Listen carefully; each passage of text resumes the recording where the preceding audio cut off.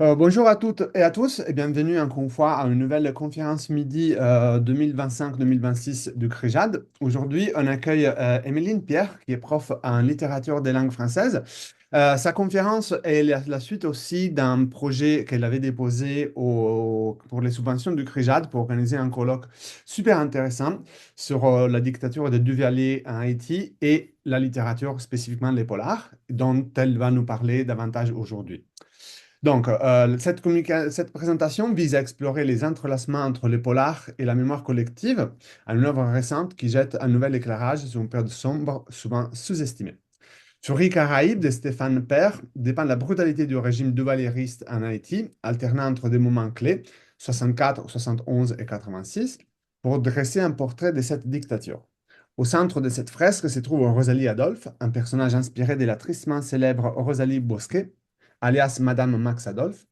En tant que directrice de la prison de Fort Dimanche et chef des Macoutes, elle incarne la violence systémique du régime tout en remettant en cause les stéréotypes de genre, n'étant ni uniquement coupable ni simplement victime. En croisant les études sur les polars avec celles portant sur les études des genres, cette présentation examinera dans quelle mesure ces corpus peuvent contribuer à révéler des angles morts de l'histoire haïtienne et diasporique et ainsi réévaluer des récits établis. Et comme je disais, Émeline Pierre est professeure adjointe à l'Université de Montréal. Ses recherches portent sur les littératures caribéennes, francophones et populaires, l'éco-critique, ainsi que les écrits des femmes. Elle a fait paraître les polars de la Caraïbe francophone aux presses de l'Université de Montréal en 2024 et est membre du Parlement des écrivains francophones. Et Émeline, je te laisse la parole pour cette conférence. Bonjour, bonjour à tous et à toutes. Merci beaucoup Enrico pour cette présentation. Je tiens tout d'abord à remercier le CRIJAD pour cette invitation ainsi que pour le soutien apporté à cette activité de mobilisation des connaissances menée en collaboration avec plusieurs partenaires. Cette activité a pris la forme d'un colloque international qui s'est tenu les 5 et 6 février 2026 et qui s'inscrivait dans le cadre plus large d'une semaine d'activité consacrée à la dictature des Duvaliers. Afin de mieux circonscrire mon propos, je vous propose une présentation en 3 temps. Tout d'abord, un bref retour sur la semaine d'activité, la dictature des Duvaliers, 40 ans plus tard, organisée en partenariat avec plusieurs organismes communautaires. Ensuite, une brève présentation du colloque international et de ce qui en a émergé. Et enfin, un aperçu de ma recherche qui porte plus précisément sur le duvalierisme au prisme du polar. Alors, quelques mots concernant justement cette semaine d'activité qui a eu lieu du 1er au 7 février à l'initiative d'Ulysse Montor, qui est docteur en littérature française et francophone et qui est également enseignant à l'École nationale supérieure d'Haïti, et Virginie Belloni, qui est professeure des Caraïbes à l'Université de Montréal, et de moi-même. Alors, ce créneau n'a pas été choisi au hasard puisque le 7 février marque le 40e anniversaire de la chute du régime dictatorial des Duvaliers en Haïti. 40 ans se sont écoulés depuis la fin de ce régime. Pourtant, eh bien, les traces demeurent vraiment ancrées dans les structures politiques, sociales et culturelles du pays, ainsi que sur la mémoire individuelle et collective en Haïti, comme au sein des communautés de la diaspora. Cette semaine d'activité dont le point d'orgue constituait justement euh, dont le colloque, pardon, constituait le point d'orgue, justement est né de la conviction qu'il est encore nécessaire aujourd'hui de revenir sur cette période afin d'en comprendre les héritages, les continuités et les silences.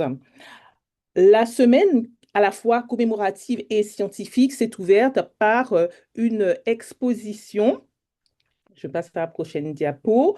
Une exposition de livres consacrés justement à la dictature et présentée à la Bibliothèque des lettres et sciences humaines de l'Université de Montréal. Elle s'est poursuivie avec un atelier de création animé par l'écrivaine Stéphane Martelly au Centre international de documentation et d'information haïtienne et afro-canadienne, invitant à explorer les modalités de mise en mots de la mémoire.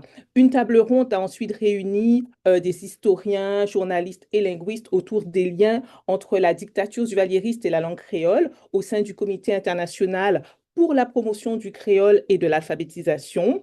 À cela s'est ajoutée la projection du documentaire La déchirure de Ferguson Hermogène, suivi d'un échange avec le réalisateur qui a permis d'aborder autrement les blessures laissées par cette période de l'histoire haïtienne. Cette activité organisée par un groupe d'étudiants et d'étudiantes, et vraiment je tiens à souligner ce partenariat, c'est d'ailleurs leur initiative, donc un groupe d'étudiants et d'étudiantes de l'école de travail social de l'UDM, impliqués dans le comité Cause et Juste, s'inscrivait dans une réflexion sur les enjeux de justice transnationale et s'est tenu au sein de notre université.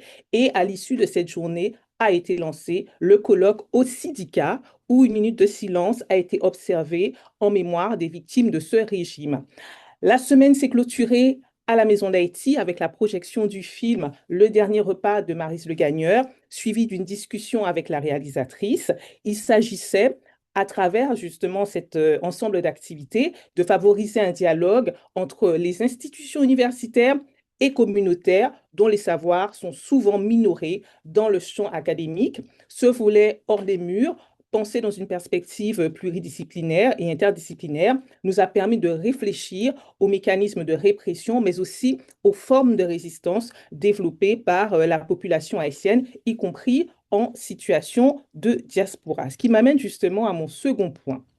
Je souhaiterais maintenant revenir sur le colloque international qui s'est tenu sur 2 jours, intitulé La dictature des Duvaliers 40 ans plus tard, mémoire, histoire, héritage. Donc, avec mes 2 collègues, nous avons organisé ce colloque dans l'espoir de dresser un état des lieux de la recherche sur cette dictature et aussi de susciter de nouveaux travaux sur cette période. L'ombre de ce régime continue de peser sur la difficile instauration d'un ordre et d'institutions démocratiques en Haïti, ce qui rend d'autant plus nécessaire la création d'espaces de réflexion dans la diaspora, compte tenu justement des difficultés à organiser de tels événements en Haïti. Même. Et nous sommes très heureux d'ailleurs que des collègues aient pu faire le déplacement. Ils n'étaient pas très nombreux, mais ils ont pu quitter Haïti dans des conditions extrêmement difficiles. Et sinon, nous avons pu aussi entendre la parole d'étudiants et d'étudiantes depuis Haïti via la visioconférence. Alors, ce colloque se voulait ainsi un état des lieux des chercheurs et chercheuses et a permis justement de débattre de leurs travaux portant sur cette période charnière de l'histoire haïtienne, mais aussi il y a eu un dialogue avec des représentants et des acteurs et actrices des organismes communautaires qui œuvrent dans l'ombre des fois auprès des communautés haïtiennes durablement marquées par la dictature.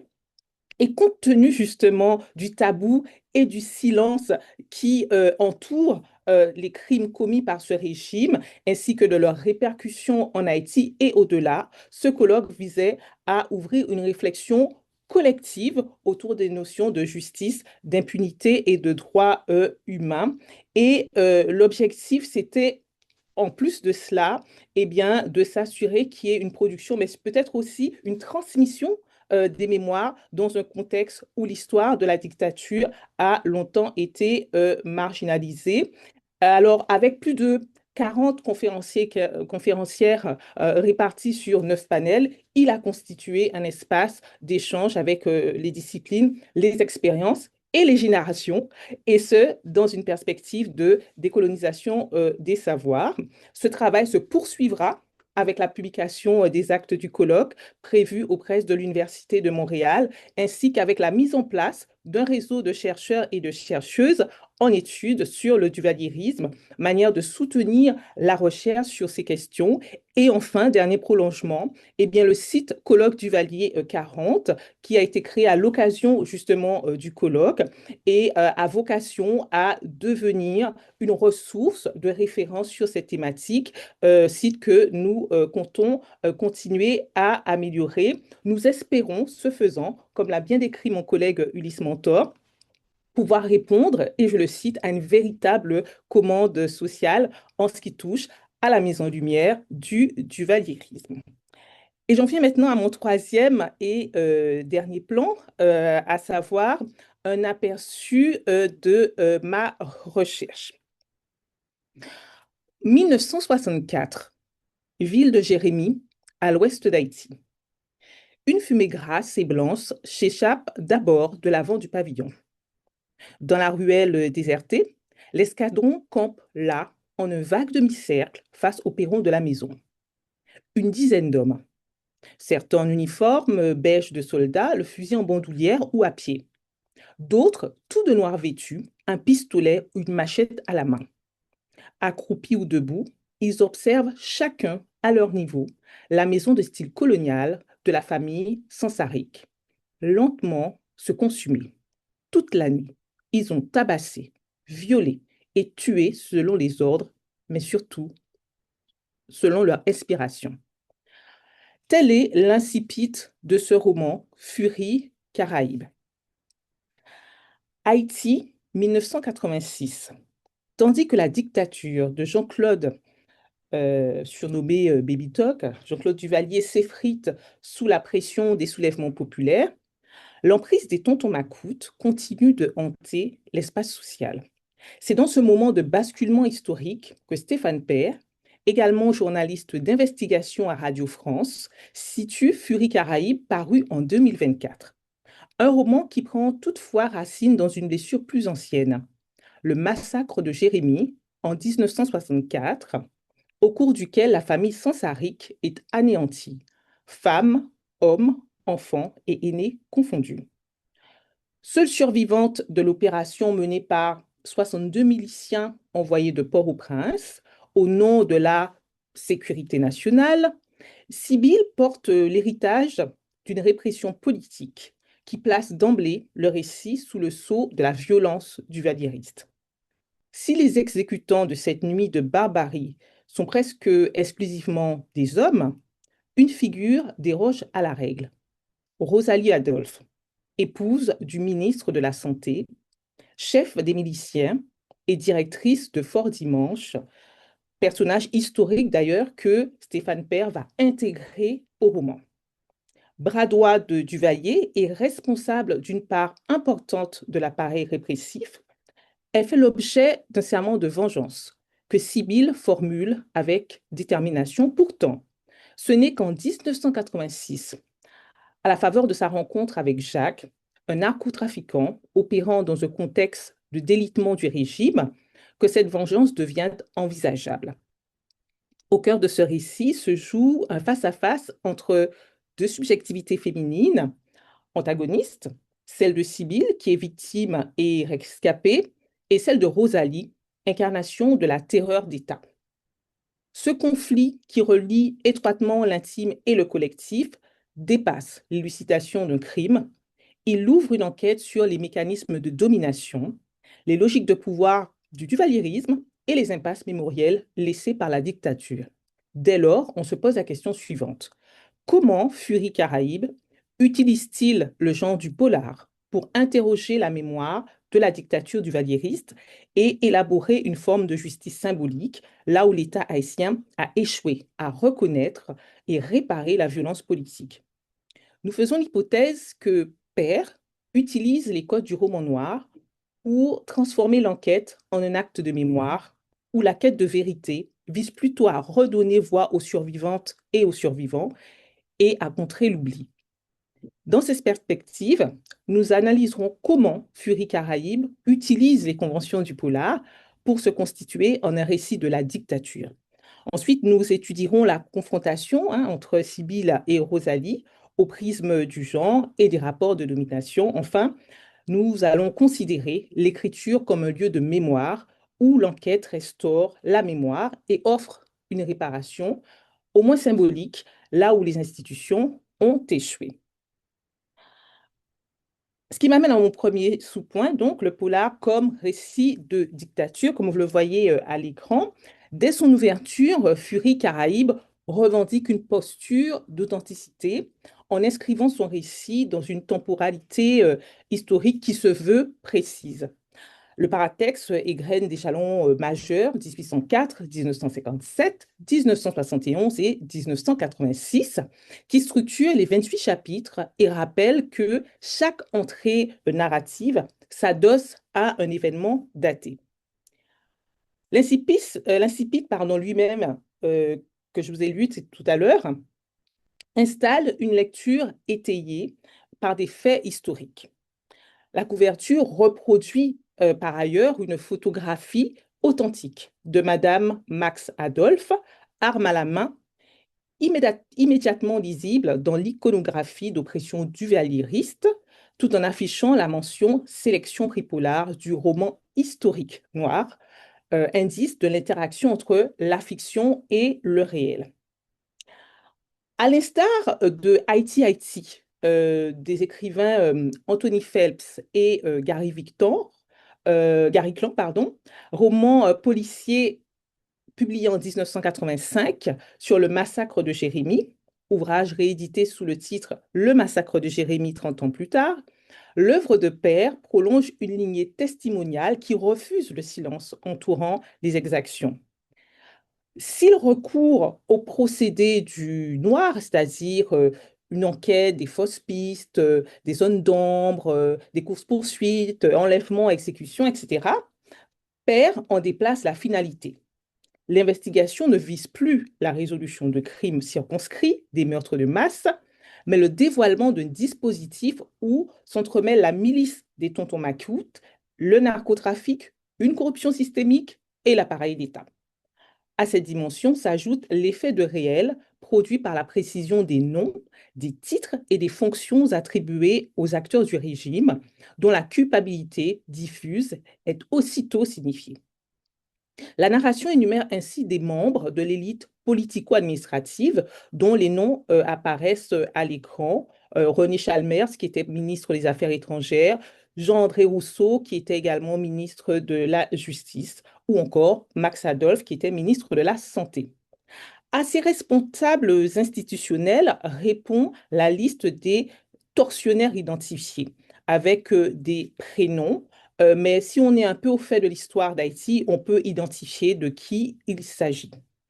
Certains d'entre eux étant par ailleurs directement impliqués dans le narcotrafic. L'investigation menée par Sibyl ne donne pas à voir des exécutants anonymes dissus dans la masse des tontons macoutes, mais des individus nommés, localisés et chargés d'histoire dont les crimes, rendus invisibles par l'État, ressurgissent précisément au détour de la fiction. À cette pratique de la nomination s'adosse une illusion réaliste qui passe par la précision des toponymes, des lieux identifiables, tels que la sinistre prison politique de Fort-Dimanche, Pétionville, c'est le fief où demeure Rosalie Adolphe, les Gonaïves, qui est un haut lieu de la contestation anti-duvalieriste, et encore le mall Saint-Nicolas, c'est le lieu du dénouement, et il se trouve également que c'est un lieu historique dans la mémoire haïtienne, puisque c'est là qu'a posé son pied pour la première fois Christophe Colomb. Cette spatialité est relayée par des références culturelles mémorielles, telles que la chanson d'un certain Mano Charlemagne, farouchement opposé à la dictature duvalieriste, qui émerge à la radio et fonctionne comme un témoin sonore de la mémoire collective du pays, avec cette chanson très célèbre dans la mémoire collective haïtienne, Cousin, il est temps de rentrer. Cousin, quand tu rentres, passera la frontière, même si tu ne rapportes rien. N'oublie pas ta machette. Il reste que les séquences de Fort Dimanche qui ponctuent le roman condensent la nature concentrationnaire du régime et rend sensible la violence. Et à ce titre, justement, le roman illustre ce que Natacha Levet observe du genre. Et je la cite. Le roman noir pourrait être rattaché à la catégorie du discours réaliste. Tout en se revendiquant comme discours fictionnel, il ne cesse de mettre en avant ses liens avec le réel. Le roman noir est volontiers documenté parce qu'il entend être un témoignage. Fin de citation. En rapprochant l'histoire et la fiction, père rejoint l'orientation théorique de Maryse Petit et Gilles Menalgo qui affirment ceci. Sous couvert d'attirer le chaland avec une histoire policière, il s'agira de lui donner des leçons d'histoire ou de l'amener à réfléchir sur un état de société. Ainsi, dans Furet Caraïbes, l'enquête apparaît davantage comme un travail de mémoire. La question ne se réduit plus au traditionnel qui a tué, ni à l'identification du mobile, mais plutôt comment empêcher que le crime ne se prolonge dans l'oubli. L'ultime remerciement à la fin du roman confirme les dimensions mémorielles et testimoniales du projet littéraire. Et je cite, merci à Patrick Lemoine et son ouvrage Fort dimanche, fort la mort, dont est tiré le poème chuchoté par le détenu Hubert. Alors, Patrick Lemoine a été incarcéré à Fort Dimanche de 1971 à 1977 sous le régime des Duvalier. Il raconte évidemment cette période dans ce livre-là. Merci aux descendants de la famille Sansaric assassinée à Jérémie. Ne les oublions pas. Ainsi que merci aux Haïtiens de garder l'espoir. Les notes finales prolongent cette convergence entre la fiction et l'histoire en rappelant le destin extra-romanesque de Rosalie Bosquet, dite Madame Max Adolphe. Et je cite, la vraie Rosalie Bosquet, dit Madame Max Adolphe, chef des tontons Macoutes et des miliciennes, fillette Lalo, s'est volatilisée durant le renversement de Bébé Doc en 1986. Sa maison à Pétionville a été saccagée par la foule. Rosalie s'est apparemment réfugiée aux États-Unis, où elle serait morte en 2018 à l'âge de 93 ans, dans l'État de Géorgie. Ce rappel factuel, placé hors de la diégèse, donc hors de l'histoire, ne vise pas à renformer ou à refermer l'enquête, mais au contraire, en souligner l'inachèvement historique. Il confirme que Furet Caraïbes ne propose pas une résolution judiciaire, mais un cadre de reconnaissance mémorielle. Et j'en viens à mon second point. Loin de l'investigateur masculin, figure centrale du polar classique, Stéphane Père confie l'enquête à deux subjectivités féminines antagonistes. Sibylle, survivante du massacre de Jérémie, et Rosalie Bosquet, pardon, chef des miliciennes Tonton Macoute.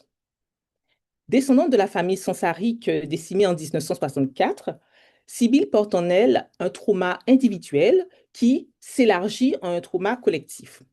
Son enquête commence par une correspondance clandestine avec l'exil haïtien, rappelant l'importance de la diaspora comme instance de transmission de la mémoire répressive du régime du valliériste. Et je cite,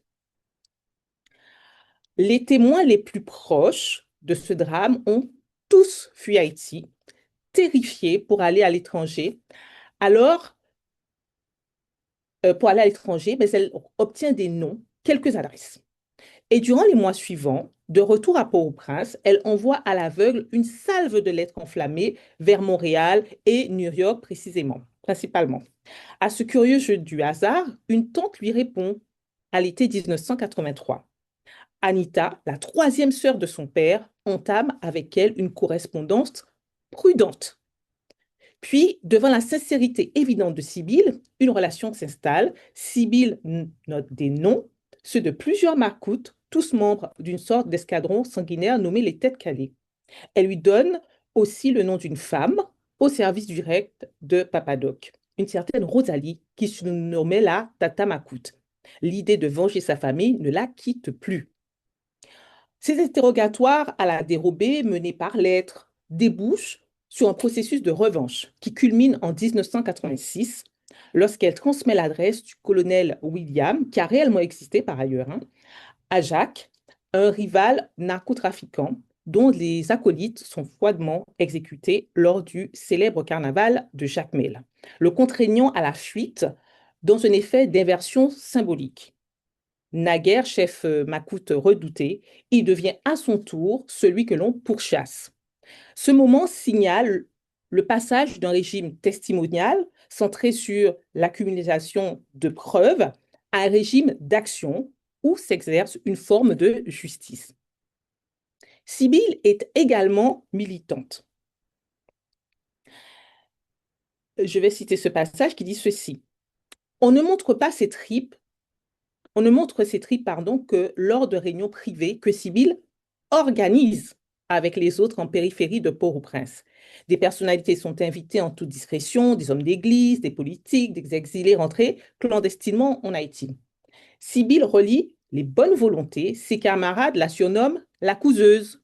Sa façon de peaufiner le moindre détail, étudier les horaires de bus, trouver le papier à imprimer, gérer la caisse noire du groupe, trouver le lieu pour se réunir en fonction des événements, c'est la couseuse. Mais Sibylle voit autre chose de ce sobriquet. La bouche cousue, elle qui ne fait pas de bruit. Alors, le surnom de la couseuse révèle l'ambivalence de cet engagement. Il valorise un travail de logistique hors pair, tout en renvoyant à une assignation genrée au silence, silence qui s'inscrit par ailleurs dans la censure du régime. Tout se passe comme si la participation politique des femmes, par l'entremise de la figure évidemment de Sibylle, bien qu'indispensable, demeure largement contenue dans une forme de silencement. Rosalie Bosquet, quant à elle, symbolise la violence institutionnelle féminine dans le duvalierisme, sa loyauté envers Duvalier s'enracine autant dans l'idéologie que dans la quête de reconnaissance. Et je ne vais pas lire tout le passage, mais il y a une partie un peu en gras où je souligne le fait que devant un parterre masculin, eh bien, le texte souligne finalement qu'elle était la seule femme et que souvent ses congénères omettaient de la citer quand il s'agit de vanter le résultat à la présidence. Rosalie illustre une violence féminine exercée dans une structure patriarcale, mais qui lui confère du pouvoir. Son personnage complexifie les stéréotypes de genre, bourrelle, stratège, mère en deuil inconsolable, hein, ayant perdu un fils adolescent de manière tragique, veuve éplorée, elle aussi entre une vulnérabilité et une cruauté inouïe. Lors du face-à-face final, son effondrement rappelle que la dictature détruit aussi ses agents. Ces ambiguïtés rejoignent les analyses d'Hélène Barthelmès-Raguin, pour qui les figures de criminels, et je la cite, oscillent entre les rôles sociaux de victime et de bourreau, fin de citation, rendant caduque tout classement jarry. Paula Ruth-Gilbert, quant à elle, évoque une féminisation de la violence, c'est son expression. Là où l'histoire n'a retenu que la violence masculine, tandis que Regina Christophe rappelle que, je le cite, dans les représentations collectives, la violence féminine est extrêmement ponctuelle, voire inexistante, mais ce n'est pas le cas. Loin de là, la violence féminine est une constante historique que l'on cherche à travestir, à minimiser. Donc, lors de ce fameux face-à-face final entre les deux femmes, Rosalie se trouve en position de force, armée avec une arme posée justement sur le front de Sibylle, mais la tortionnaire vacille et renonce à son crime, convaincue que son défunt fils l'en dissuade et je cite le texte, en poussant fermement de sa main le revolver de sa mère pour l'empêcher de tuer à nouveau. La scène finale se clôture sur les sanglots de Rosalie, non point par remords, hein, mais causés par l'émotion de retrouver son fils. Ainsi, Furie Caraïbe démontre que la vérité de la dictature se lit aussi dans les itinéraires contrastés des subjectivités féminines. Et j'en viens à mon dernier point. Enquêter pour réparer. Le roman Furie Caraïbe propose une justice symbolique en nommant les victimes, en requalifiant les faits et en les réescrivant dans l'espace mémoriel. Ce faisant, la fiction criminelle tente de combler les blancs orchestrés par le pouvoir, selon Michel Roftulio dans son essai Silencing the Past. Le cahier de Jason, peintre britannique fasciné par Haïti, témoin décédé en 1986 et légué à Sibylle après sa mort, pallie l'absence d'enquête officielle. Je vais juste lire la partie qui est soulignée et en gras et qui dit ceci. Il n'y a jamais eu d'enquête ni de procès pour ces crimes abominables. Tout était prescrit avant même que ces assassinats n'aient lieu. À Jérémie, Sibylle retourne sur les lieux du crime. Et au Gonaïves, vous avez plusieurs extraits, je ne vais pas tous les lire, mais c'est juste pour vous faire montrer un peu une cartographie là. Au Gonaïves, elle honore les martyrs étudiants. Et d'ailleurs, je veux juste signaler que c'est une scène qui a vraiment eu lieu en Haïti. Effectivement, le régime duvalieriste a tiré sur des enfants qui manifestaient. Et ça va vraiment causer une commotion. Et d'ailleurs, la projection, la déchirure de Ferguson homogène, qui a été projetée durant la semaine d'activité, était précisément centrée sur cet événement tragique. Et puis ensuite, si je reviens au texte, Sibylle, c'est à propos de Fort Dimanche, le texte montre que les victimes témoignent des cicatrices laissées par la torture, et je vais citer ce passage. Sibylle retrouve certaines des victimes de Rosalie. D'un geste, ses interlocuteurs lui dévoilent leurs odieuses brûlures, leurs cicatrices pour attester son pudeur, parce que ne pas être cru représente le dernier des cauchemars. Ces indices offrent un éclairage sur le passé qu'ils restituent et témoignent justement des derniers instants de la vie des Sansaric. L'extrait apparaît à l'écran. Le dénouement opte pour une réparation d'ordre symbolique, puisque Jacques va exécuter les Tectalés, vengeant de la sorte Sibylle. Il reste qu'en tant que figure féminine, elle ne parvient pas à se rendre justice, comme si cette démarche devait échoir à un tiers. L'exil de Baby Doc scelle cette justice populaire à la fin du roman en disant ceci. Des centaines de martyrs morts dans la poussière ont tout fait basculer. Ce moment leur appartient. Elle le racontera à ses enfants. En effet, Sibylle est enceinte à la fin du roman, augurant un cycle de transmission. Comme le souligne Natacha Levet, elle dit ceci, le roman noir opte parfois pour une fin qui ne résout rien, qui ne lève pas les mystères. Les faits restent opaques, sinon pour le lecteur, du moins pour les personnages. Il reste à comprendre les événements et les hommes sans asséner de dogme. La conclusion du roman, dans ses notes finales, rappelle que, et je vais citer le roman, la fortune détournée par la famille Duvalier est évaluée à plusieurs centaines de millions de dollars et n'a jamais été restituée au peuple haïtien. Malgré la somme des témoignages, aucun crime contre l'humanité n'a jamais été caractérisé ni jugé dans ce pays. En ce sens, Fury Caraïbes est moins un roman de résolution qu'un roman de restitution. Dévoiler des réseaux de domination, des vies brisées et établir des responsabilités. Que reste-t-il à faire? Prolonger hors du texte ce que la littérature a commencé. L'exigence d'une victime, d'une justice qui n'a jamais été rendue. En effet, un personnage d'outre-tombe constate quand il a fallu avancer, ce peuple a pris sa place dans l'histoire, mais personne n'a eu le temps d'établir la liste des sévices, situant ainsi la dictature du valliériste dans une continuité historique. Mes derniers mots se résument à cette image. En 2010, la sénatrice Edmonde Supplice Bozil a donné à la bibliothèque municipale de Mirebalais le nom de Madame Rosalie Bousquet-Adolphe.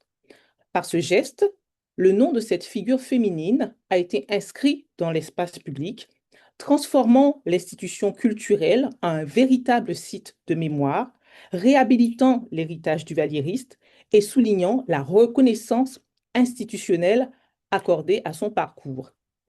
À défaut de véritables sites mémoriels pour les victimes, la littérature assume ce rôle en devenant elle-même un espace de mémoire, d'enquête et en ouvrant la possibilité d'une réparation, fût-elle symbolique. Je vous remercie.